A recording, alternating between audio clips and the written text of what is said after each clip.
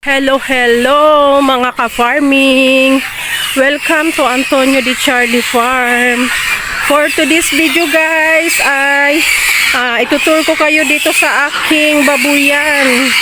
Ayan, mapapansin nyo ang ingay na ng mga biik. Kasi gusto na nilang bumalik sa kanilang nanay. After kasi guys na pag nagpapakain kang ng nanay, ay pinapakain na din namin ang mga biik. Ay! Andyan na sila lahat sa pako. Pinapakain na rin ang mga biik guys para masanay ng kumain. Kasi malapit na tong iwalay. Kaya pinapakain na rin sila.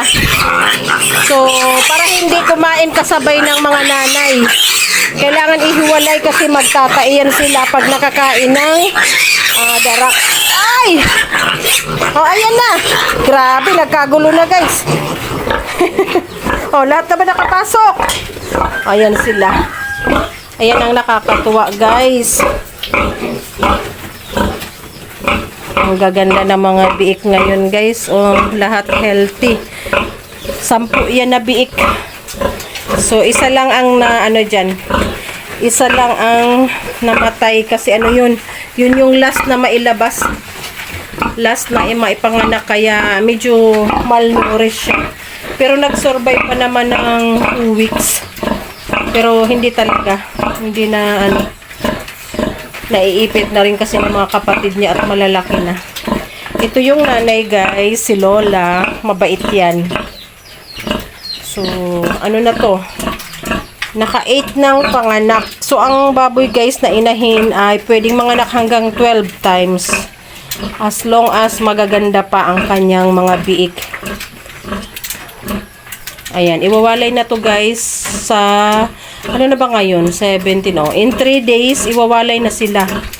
Paano kaya to maiwalay na, ayan sila, oh. Gustong-gusto nilang bumalik sa nanay. Pero kumakain na sila. Naubos din na yung pagkain, no?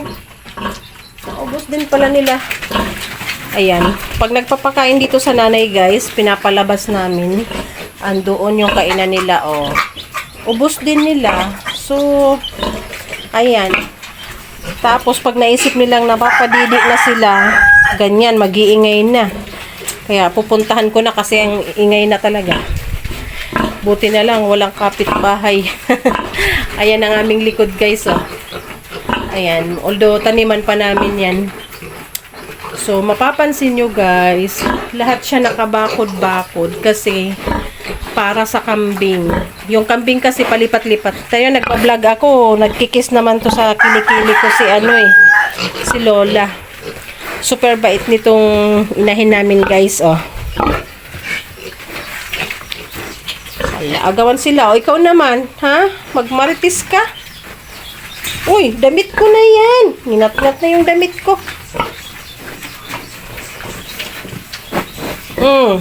Bakit? Ayan guys, nakakatuwang tingnan. Andun kesa sa kabila eh. Andun lahat sa kabila. O, ito namang isa na masyal. Ayan. Ayan guys, ang aking inahing si Lola. At ang kanyang mga anak. Naku, hihingi ka na rin ng pagkain. Ayan. Tatapusin ko na tong video ko guys. Kasi hindi nakakapag-concentrate yung nanay. Hihingi na naman yan ng pagkain. So, mamayang tanghali pa ang kain.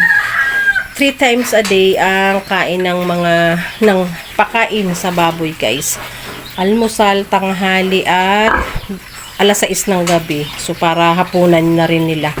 So, thank you for watching guys. See you again sa mga susunod kong videos. Abangan nyo po ang update sa aking mga tanim, sa aking mga alaga dito sa aming munting farm. See you again next time. Bye-bye.